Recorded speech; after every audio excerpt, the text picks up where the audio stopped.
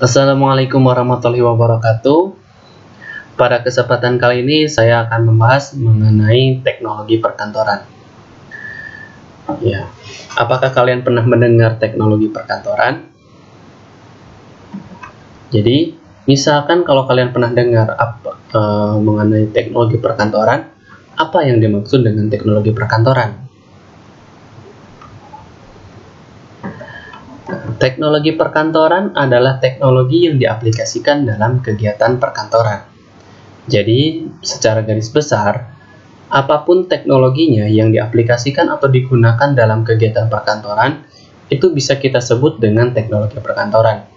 Misalkan di perkantoran menggunakan handphone, maka secara tidak langsung handphone termasuk dalam salah satu jenis teknologi perkantoran.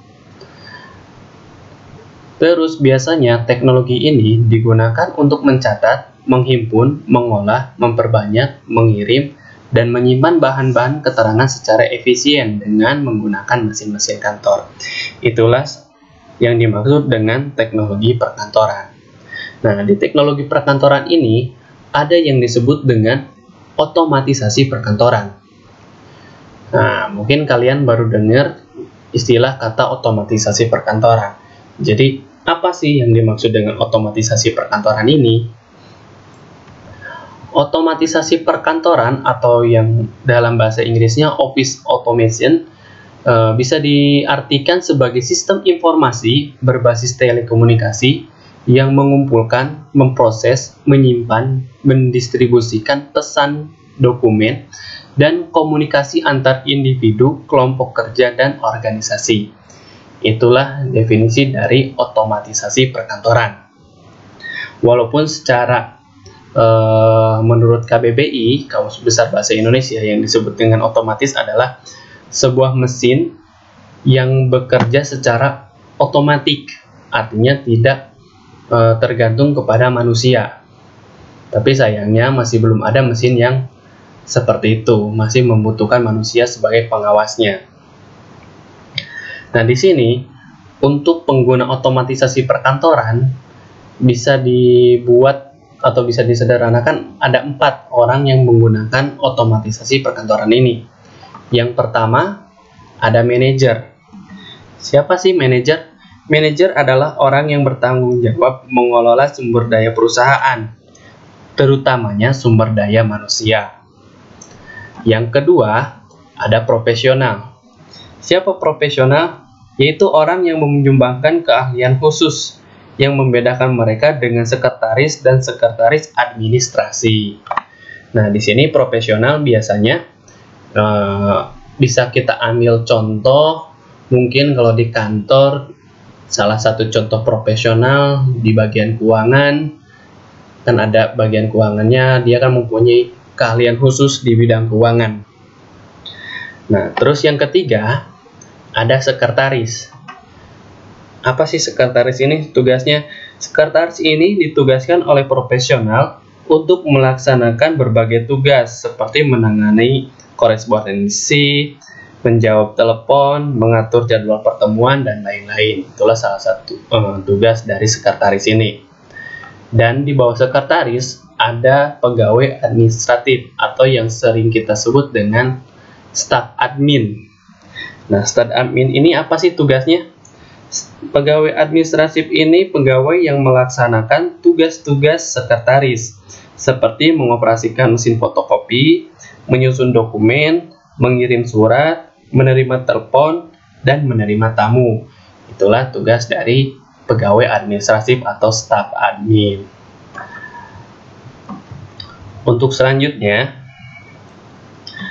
untuk jenis-jenis otomatisasi perkantoran di sini ada 11 jenis untuk otomatisasi perkantoran. Yang pertama yang sering dipakai adalah word processing. Word processing seperti namanya adalah aplikasi pengolahan kata. Jadi aplikasi pengolahan kata atau perangkat lunak untuk mengolah kata, salah satu contohnya adalah Microsoft Word. Itu digunakan untuk mengolah kata. Terus yang kedua, yang semua orang insya Allah udah hampir sama. Yang kedua ada email atau electronic mail. Ya, mungkin ini semua orang udah punya sekarang, apalagi jika kalian mempunyai HP smartphone Android ya, itu wajib memasukkan email. Nah, email ini salah satu aplikasi yang digunakan untuk mengirim surat atau dokumen secara elektronik. Nah, yang selanjutnya ada voicemail. Nah, kalau email itu mengirim pesan dokumen, kalau voicemail di sini untuk mengirim pesan suara. Salah satu contohnya ada di aplikasi yang sering kita gunakan, yaitu WhatsApp. Di aplikasi WhatsApp ada fungsi dari voice note. Itu bisa juga kita samakan dengan voicemail, dia mengirim pesan suara. Atau kalian juga bisa menggunakan Google Voice untuk mengirim pesan suara. Yang ketiga ada electronic calendaring. Electronic calendaring merupakan aplikasi otomatisasi perkantoran yang menggunakan jaringan komputer untuk menyimpan dan memanggil acara yang telah ditetapkan oleh manajer. Jadi secara sederhananya, misalkan kalian di HP kalian kan pasti ada aplikasi kalender. Nah, di aplikasi kalender itu kalian di salah satu tanggalnya bikin sebuah acara sebagai pengingat. Nah, itu bisa disebut juga dengan electronic calendaring. Yang selanjutnya ada audio conference. Nah, di sini audio conference adalah salah satu aplikasi otomatisasi perkantoran yang tidak membutuhkan komputer. Aplikasi ini hanya menggunakan fasilitasi komunikasi dua arah. Contohnya seperti telepon genggam. Hal ini memudahkan komunikasi yang dibutuhkan pada suatu perusahaan. Ya, itu yang digunakan atau yang disebut dengan audio conference. Selain daripada audio conference, ada yang disebut dengan video conference. Nah, di sini untuk video conference yaitu melengkapi sinyal audio dan sinyal video. Jadi kalau yang audio conference dia hanya suara saja, tapi yang video conference di sini kita bisa sambil melihat lawan bicara kita, atau istilahnya sekarang V-call atau video call. Nah, itu bisa termasuk dalam video conference. Dan selanjutnya ada computer conference. Apa sih computer conference? Computer conference yaitu penggunaan jaringan komputer sehingga memberikan kemampuan seseorang untuk melakukan pertukaran informasi selama terjadinya konferensi. Itu yang disebut dengan computer conference. Yang selanjutnya ada facsimile. Facsimile atau sering disebut juga dengan fax. Yaitu di peralatan khusus yang dapat membaca tampilan dokumen pada ujung channel komunikasi dan membuat salinan atau kopi di ujung lainnya. Nah, sebenarnya fax ini fungsinya hampir sama seperti printer. Tapi bedanya di sini, fax itu kalian bisa mencetak di tempat yang berbeda. Misalkan kalian misalkan kalian di kantor dan berada di lantai 2, kalian bisa nyetak dokumen di lantai 1 dengan menggunakan fax. Nah, yang selanjutnya ada video text. Video text yaitu penggunaan komputer untuk tujuan memberikan tampilan materi tekstual pada layar. Materi tekstual dapat berbentuk naratif atau tabulasi, dan ia dapat disimpan dan menyimpan sekunder pada komputer. Penyimpanan sekunder pada komputer ya. Terus selanjutnya ada image storage dan retrieval. Nah, ini adalah penggunaan media microform yang berupa mikrofilm dan microfiche untuk menyimpan file yang dapat dipanggil atau digunakan kembali untuk mengatasi keterbatasan ruang dalam menyimpan dokumen. Nah, untuk ini adalah bisa disebut dengan memori penyimpanan tambahan. Kalau di HP ada SD card. Nah, kalau memori penyimpanan tambahan bisa juga kita ambil contohnya seperti flash disk, DVD room atau CD, hard disk eksternal dan lain-lain. Itu bisa termasuk dalam image storage. Dan yang terakhir adalah desktop publishing. Desktop publishing atau disingkat DPT yaitu pembuatan output tercetak yang berkualitas. Nah, untuk DPT ini atau desktop publishing ini biasanya untuk pembuatan spanduk, terus baligo, kartu undangan, dan lain-lain. Itu bisa termasuk dalam desktop publishing. Nah, yang sekarang kita akan bahas mengenai kantor maya. Apakah kalian pernah mendengar istilah kantor maya? Nah, kantor maya di sini bukan kantornya milik Mbak Maya. Nah, kantor maya di sini artinya ruang kerja di dalam internet. Ya, di mana seorang individu dapat menyelesaikan tugas-tugasnya yang diperlukan untuk melaksanakan bisnis secara profesional ataupun pribadi tanpa memiliki fisik lokasi usaha. Nah, mungkin seperti yang kalian ketahui, kantor maya ini sedang menjadi tren pada zaman sekarang. Banyak orang-orang yang menjual barang-barangnya secara online tanpa mereka memiliki fisik tokonya. Nah, itulah yang dimaksud dengan kantor maya. Untuk karakteristik kantor maya, yang pertama ada melintas batas. Apa sih melintas batas? Artinya organisasi harus fleksibel, karena dalam kantor maya pasti terjadi kolaborasi antar organisasi. Yang kedua, berbagi sumber daya. Artinya sebuah portal jual beli online hanya menjadi sarana penjualan dari produk produksi dan dijual pihak lain. Contohnya, berbagi sumber daya ini kita ambil contoh seperti Shopee. Nah, di sini pihak Shopee dia tidak membeli atau tidak menjual produknya sendiri, tapi dia menyediakan layanan untuk orang lain berjualan di situsnya. Seperti itu. Yang ketiga, ada wilayah yang tersebar. Artinya, satu kantor maya tidak terkonsentrasi pada satu titik-titik tertentu, namun menyebar bahkan hingga seluruh dunia. Nah, jadi kalau kalian berjualan online, dimanapun kalian berada, yang penting terdapat jaringan internet, berarti disitulah kantor kalian. Dan yang terakhir, anggota yang tidak tetap. Dalam kantor maya, orang lebih bebas untuk melakukan dan tidak melakukan atau berhenti melakukan sharing resource. Artinya apa? Contohnya kayak di Shopee aja. Orang boleh jualan atau berhenti jualan bebas, nggak ada yang larang atau nggak ada perjanjiannya. Jadi kalau mau berhenti ya berhenti aja, mau bikin lagi ya bikin lagi, seperti itu. Dan selanjutnya ada komponen kantor maya.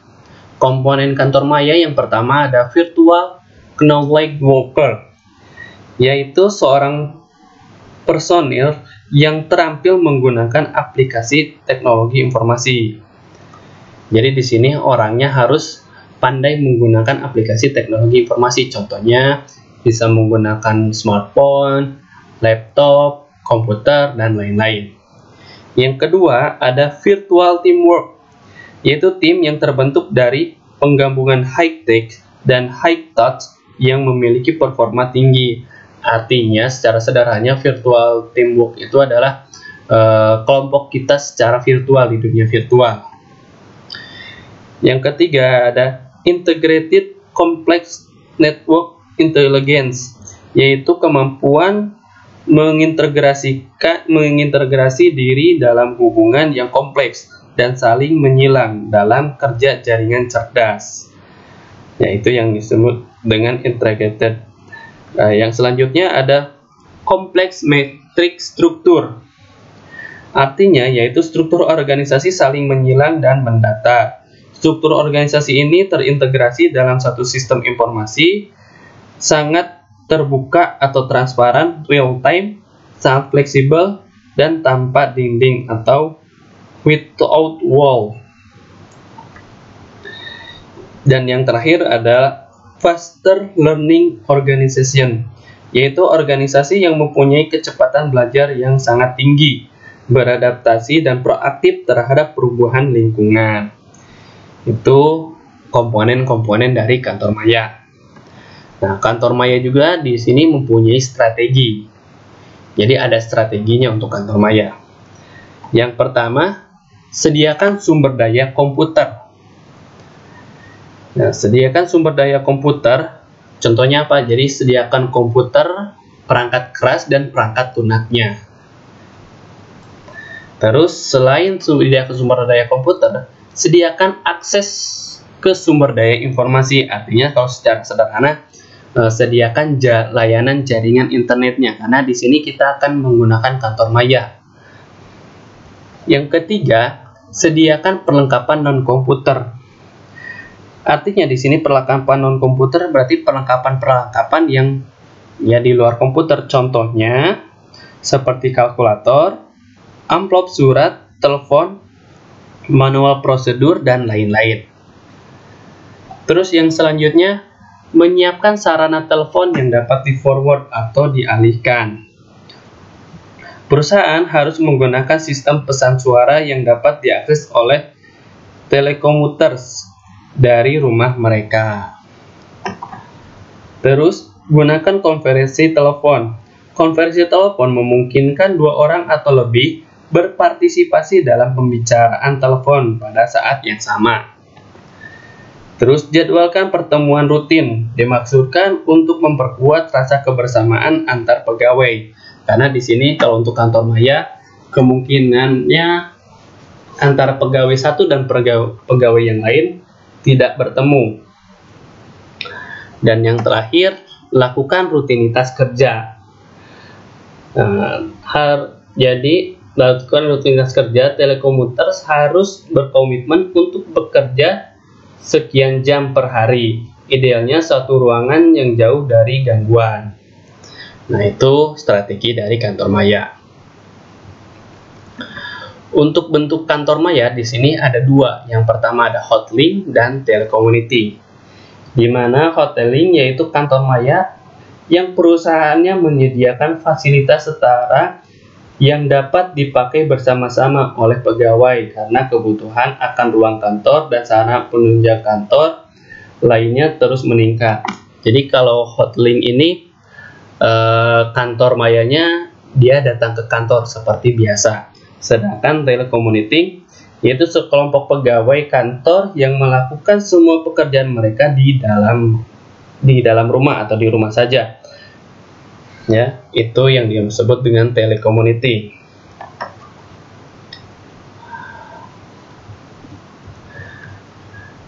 Nah, selain dari kantor maya ini mempunyai banyak kelebihan, kantor maya juga mempunyai kekurangan atau kelemahan. Yang pertama, kejadian-kejadian yang ada di dalam rumah atau kejadian-kejadian yang terjadi di rumah itu dapat mengganggu pekerjaan kantor. Yang kedua, rasa kesetiaan karyawan terhadap perusahaan kurang. Terus yang ketiga, risiko kehilangan data cukup tinggi. Kenapa? Karena di internet ini bukan tempat yang aman. Jadi banyak orang yang mencuri data di internet. Contohnya kayak hacker dan lain-lain. Itu mereka kan penjahat-penjahat yang ada di internet. Terus manajer tidak dapat berfungsi secara konsisten dan kinerja kepemimpinan sulit diukur. Ya karena susah ya. Manajer itu kan tugasnya seperti tadi di otomatisasi perkantoran, lebih khususnya untuk mengelola sumber daya manusia. Nah sekarang kalau manusianya yang kerjanya di rumah, nah manajer ngawasinnya gimana? Jadi sulit. Terus tidak ada jaminan bagi karyawan seperti jaminan sosial. Itulah salah satu kelemahan dari kantor maya ini. Mungkin sekian saja yang dapat Bapak bahas mengenai teknologi perkantoran. Wassalamualaikum warahmatullahi wabarakatuh.